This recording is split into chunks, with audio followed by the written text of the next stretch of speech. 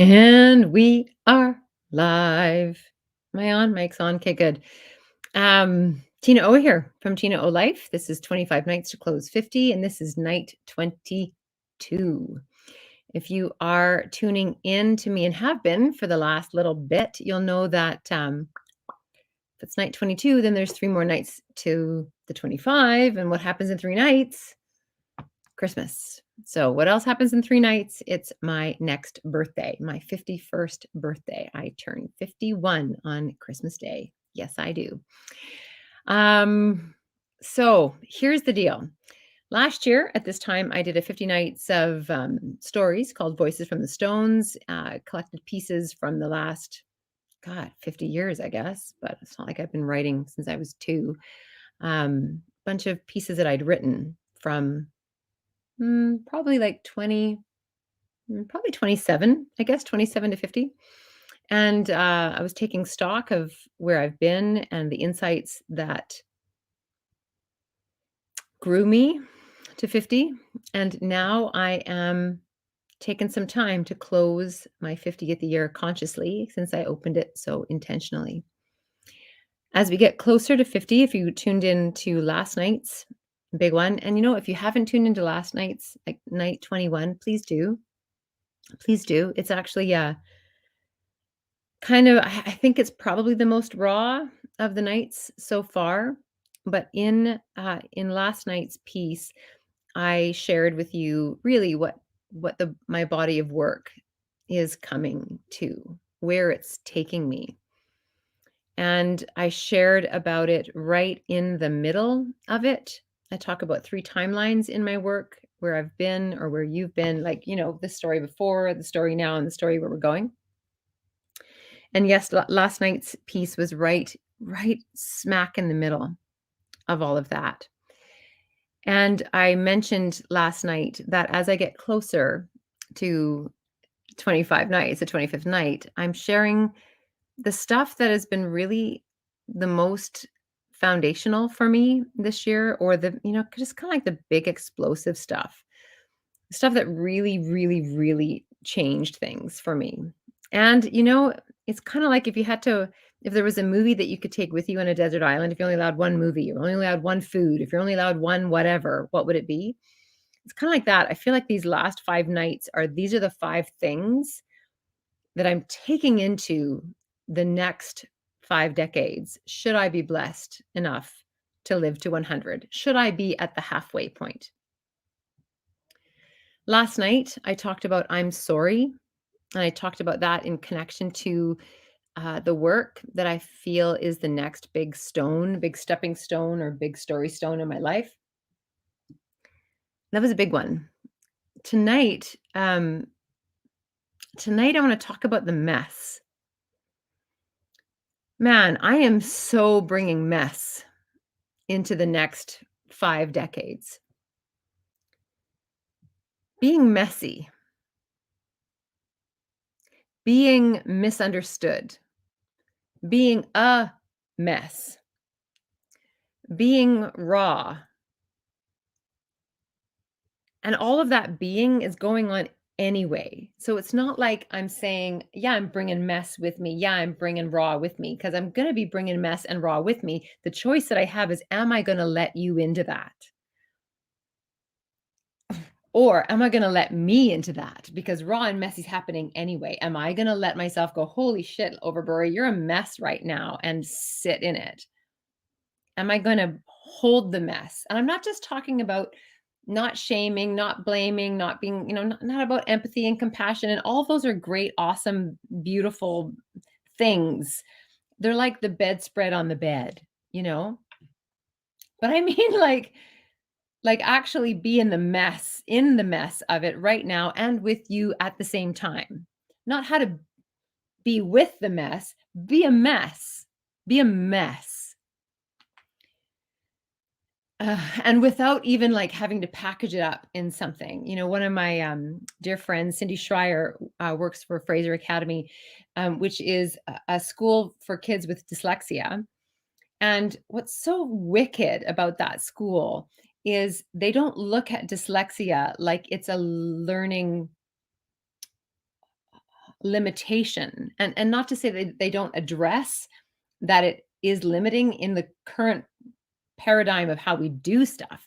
But the way they approach dyslexia is as an enhancement, and they teach with art. They use art to teach geography. They use art to teach math. They use art to teach science. And one of the books that Cindy shares, I don't know if she shares it at that school, but has shared with me, is The Perfect Oops.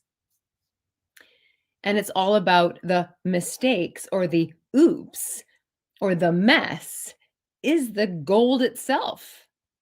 Neil Gaiman wrote Coraline, and the name Coraline came because of an oops. It wasn't supposed to be called Coraline. I don't know if he was trying to write Carolyn or Caroline or something, but it came out on the page Coraline. And that whole thing, I'm kind of making this up now. I don't quite remember exactly.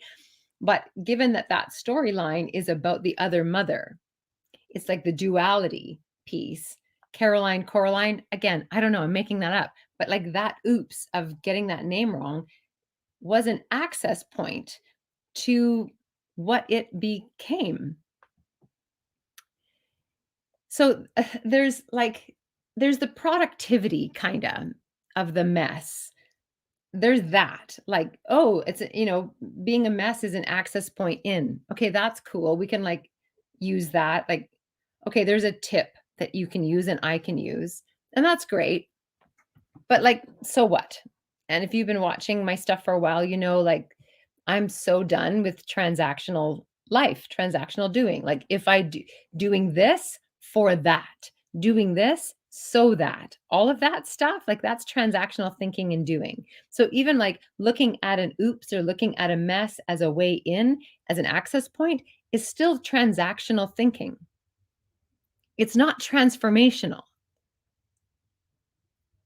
What I'm asking myself and challenging myself to do is to be the mess in the mess as I'm the mess, as I'm coming into clarity or not. Because the way that this year, my 50th year, the way that I have related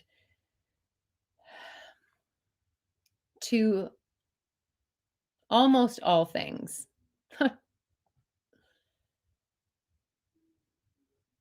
has been way more fun. And it's been way more safe. I've established more safety this year by being messy than, good God, than the safety that I pretended was safe by playing it safe.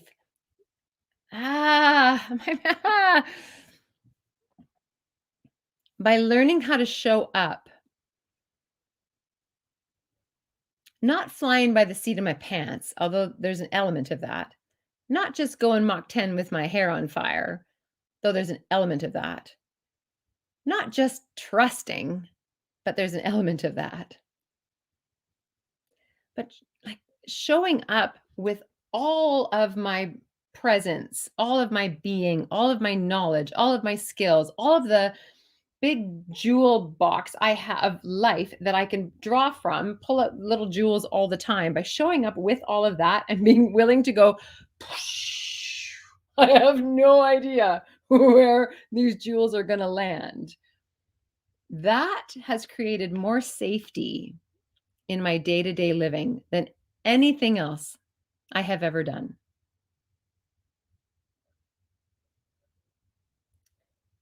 And that's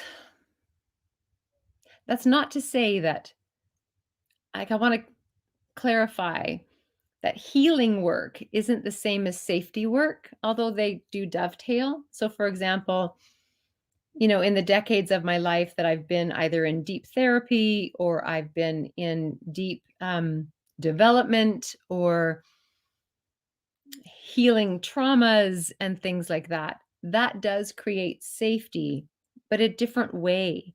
That creates safety from healing, from actually letting like tissue, emotional tissue heal, which does provide safety. But showing up risking messiness has given me more grounding, has given me more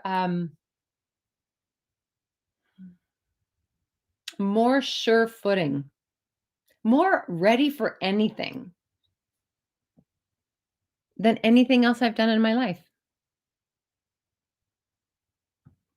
More than meditation, more than yoga, more than consciousness practice with people, more than all the, you know, breath work. And again, all of those things are really important. They're almost like healthcare things to do. They're like making sure you are eating. Are you eating right? Are you sleeping right? Like all of those physical body things. It's like there's mental health things that we need to do that are all the things I talked about, meditation and sleep and consciousness and practice and spirituality and all that stuff. But this other piece, mess, being in practice of being messy with you and letting you see the mess, not pretending it's not a mess or being in the moment of the mess right now. Like right now, like all I knew coming into this was mess. That's it. That's all I knew. Um, and it's all here. And I feel good with you here. And even when I feel like I'm a mess, that whole term hot mess, right? Oh, she's a hot mess or whatever. Even that, oh, good God, can we just stop it? I think I've said stop it. How many times in the 25 nights so far? Can we just stop it? Like, can we just stop it? All that transactional thinking. I do this so that. Ugh.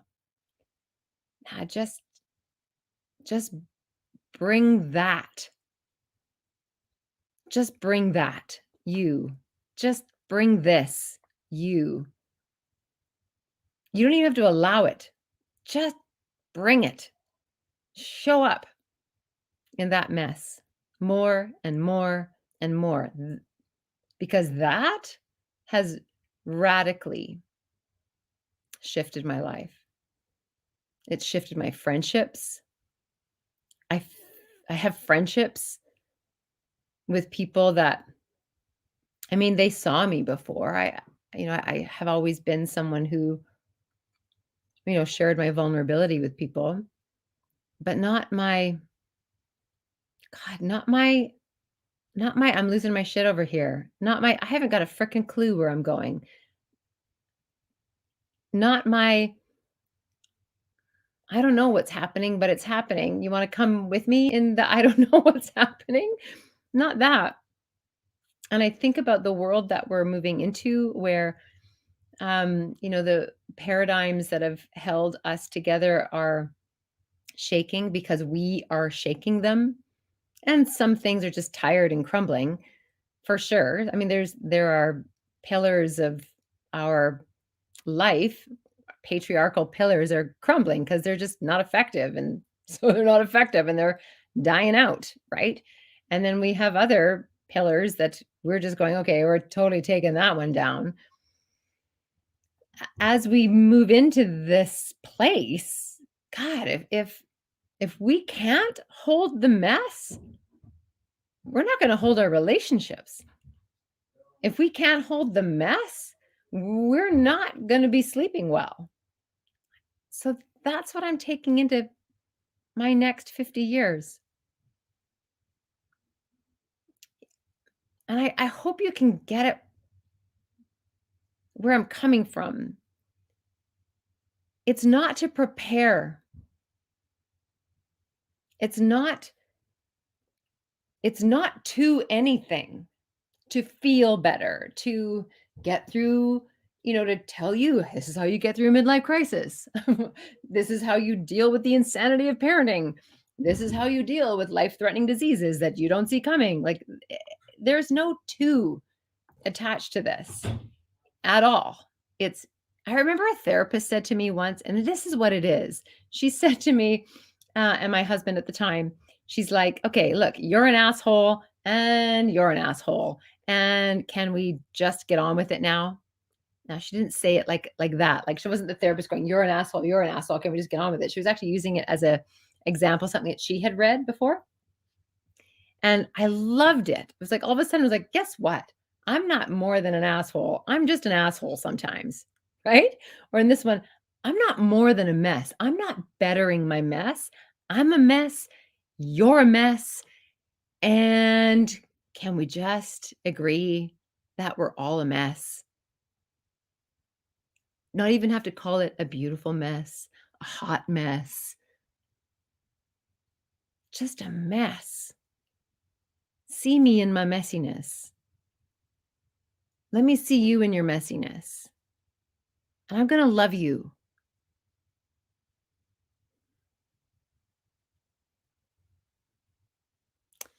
Yeah. I'm Tina O from Tina O Life, and this is 25 Nights to Close 50. This is night 22. And I've got 3 more. And these are the big nights about what I'm pulling into the next 50 years, should I be so blessed to get that. If you haven't seen Oh My God yet, which is the show that launched my 50th year, you can click that down below. And if you want to come with me when I go to Ireland, oh God, can I go to Ireland with COVID? Can I? Can I? Can I? Can I? I don't know, man. But in this mess, I don't know. I'm going to be okay. I'm going to be okay in the mess. It's going to be what it's going to be. If you want to do that, those 50 nights start January 31st. And I would love for you to come with me. Thanks for being with me tonight and the previous 22, 21 nights. And we've got 3 more until Christmas Day and until my 51st birthday. We'll see you tomorrow night. Thanks for listening.